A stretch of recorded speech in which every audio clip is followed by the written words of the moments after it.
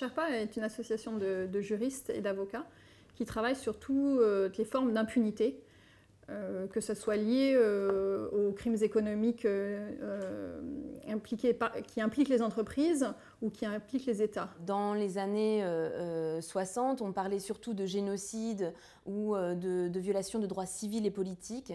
Aujourd'hui, on est confronté la plupart du temps à la violation de droits économiques, sociaux et culturels. L'acteur principal de ces violations sont les multinationales, les acteurs économiques qui sont bien plus puissants malheureusement parfois que les États. C'est vrai qu'on considère que le droit est le reflet de la société, des politiques en place, donc de l'idéologie dominante, et donc il n'y a pas de raison que le droit n'évolue pas et qu'il ne puisse pas aujourd'hui être collé à la réalité économique. On considère que les sociétés têtes de groupe, ou ce qu'on appelle les holdings ou les sociétés mères, bénéficient en fait des fruits de leurs activités à l'étranger, donc récoltent les dividendes. En revanche, la responsabilité, qu'elle soit civile ou pénale, ne remonte pas jusqu'à la société mère. Donc il faut qu'on puisse remédier à cette situation en faisant évoluer les droits.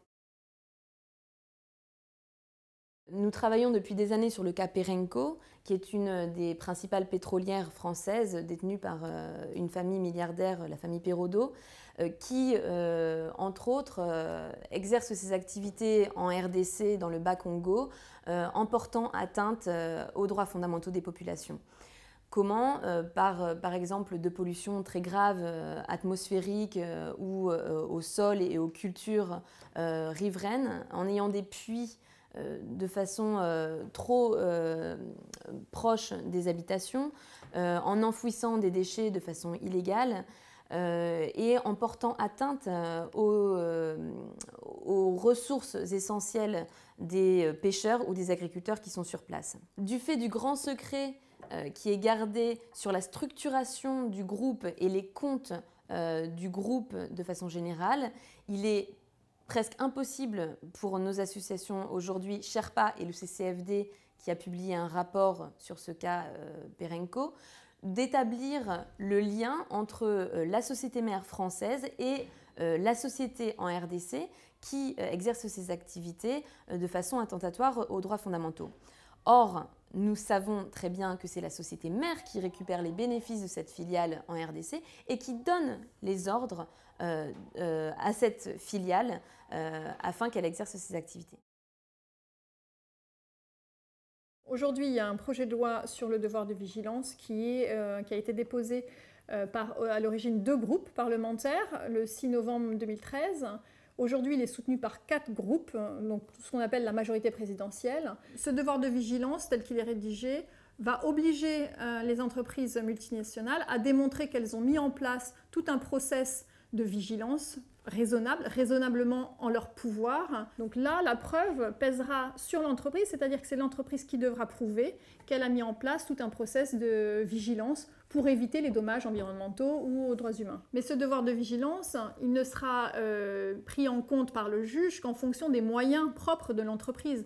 Donc c'est des moyens raisonnablement en pouvoir de l'entreprise. C'est tel que c'est rédigé aujourd'hui. Donc ça ne doit pas faire peur aux petites ou moyennes entreprises parce que les moyens seront adaptés à la taille de l'entreprise. En revanche, on va escompter d'une multinationale quels sont les moyens de mettre en œuvre ce devoir de vigilance à travers sa chaîne de sous-traitants ou ses fournisseurs. Les entreprises soutiennent ce projet de loi parce qu'elles ont compris aussi que ça pouvait leur permettre d'avoir une certaine sécurité juridique et de comprendre où elles allaient dans le cadre d'implantation à l'étranger.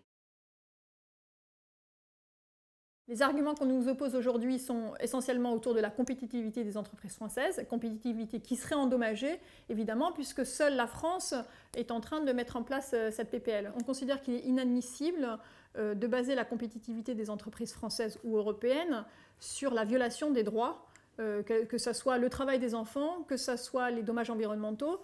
On n'a pas envie d'avoir davantage de catastrophes de marée noire, d'avoir des vêtements qui sont confectionnés par des enfants, d'avoir des gens qui ont construit nos usines et qui en sont malades parce qu'il y a des pollutions atmosphériques ou chimiques. On n'est pas en train de parler d'amélioration à la marge en fait, des conditions de travail, on est en train de parler de milliers de morts, comme c'est le cas aujourd'hui au Qatar pour construire des stades pour la Coupe du Monde. On est en train de parler vraiment de violations fondamentales qui concernent l'homme et son environnement. La proposition de loi aujourd'hui est censée être débattue à l'Assemblée nationale à l'automne. En tout cas, c'est ce qu'avait proposé le gouvernement avant l'été, avant le changement gouvernemental justement. Donc aujourd'hui, le travail des associations, c'est de pousser pour que ça soit de nouveau inscrit à l'ordre du jour, ce qui ne semble pas être le cas. Aujourd'hui, on a besoin d'une vraie mobilisation citoyenne pour que chacun puisse mobiliser son député, puisse vérifier qu'il a soutenu cette proposition de loi et qu'une pression puisse être exercée à la fois sur l'Assemblée nationale et sur le gouvernement pour que ce devoir de vigilance soit vraiment inscrit à l'ordre du jour. Vous pouvez suivre l'avancement de ce projet de loi et comme d'ailleurs toutes les actions judiciaires et plaidoyers de Sherpa sur notre site, suivre également nos actualités sur Facebook et Twitter et vous abonner à la newsletter qui vous tiendra informé de l'actualité.